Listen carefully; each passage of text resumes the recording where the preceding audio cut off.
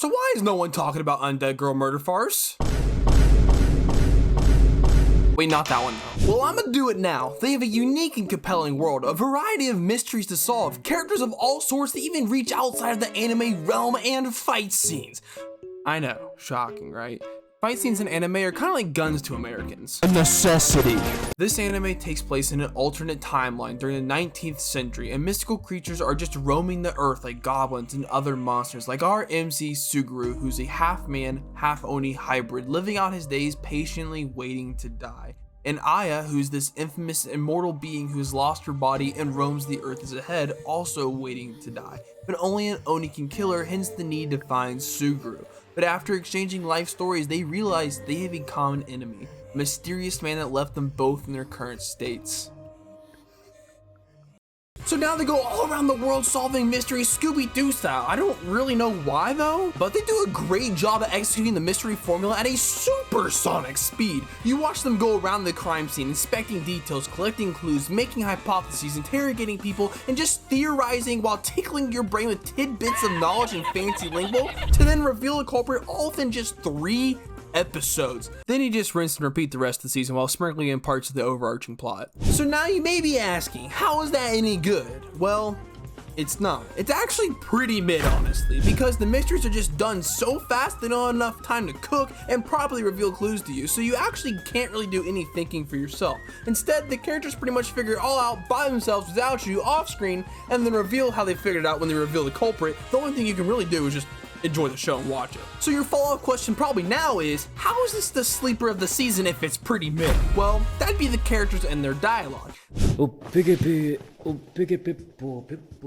See, that is a silver tongue if I've ever seen one. The show is possibly my favorite cast of characters I've ever seen out of an anime since the last original isekai idea came out. Not only do you have werewolves, vampires, Gojo the Oni, the head of an immortal teenage girl, G.I. Jane the maid, you also have other factions like the insane group of monsters that are the villains, the Monster Hunter organization, and then other legendary fictional characters they bring in like Sherlock Holmes and Phantom of the Opera, and getting even crazier, bringing in people that are almost a fiction themselves like Jack the Ripper. By having a really diverse cast of side characters with no dialogue is kind of like buying an anime figure and not a jar.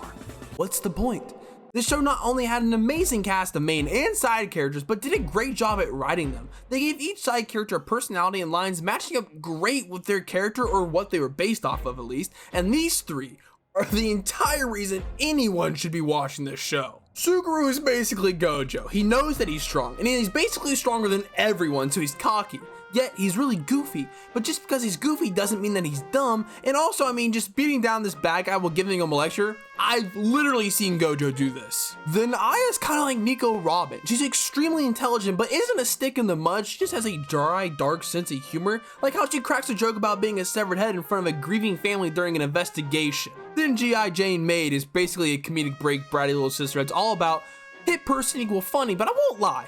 It does add zest. And this may seem weird since everyone's so used to this black cat golden retriever formula that's known and loved by all, but it doesn't matter because they've created their own character dynamic that will blow you out of the water. They have fun with each other while using their intellectual minds that can kind of tell what each other are thinking, talk in proverbs so others don't know what they're saying, crack jokes with one another in serious settings while taking each other completely serious because they know they can rely on each other. But if you're a shonen degenerate and none of this is appealing to you, then yes, the fights are pretty good.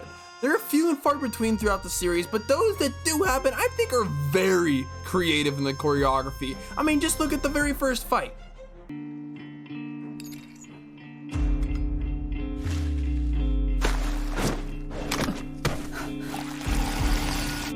He pours his beer down the barrel of the gun to ruin the shot.